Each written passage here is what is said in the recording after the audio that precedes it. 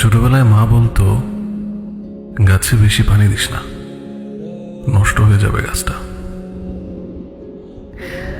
আমার ছেলে মানুষের মন ভাবতো বেশি যত্ন করলে কোনো কিছু আবার নষ্ট হয়ে যায় নাকি।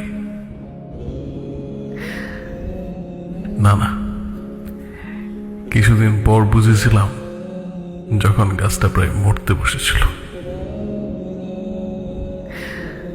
যত দিন গেছে সেটা বুঝেছি আরো নানান ভাবে, নানান দিক দিয়ে। বেশি যত্নে পছন্দ ধরবে। সমস্যাটা কোথায় জানেন? গাছই হোক বা অন্য কিছু,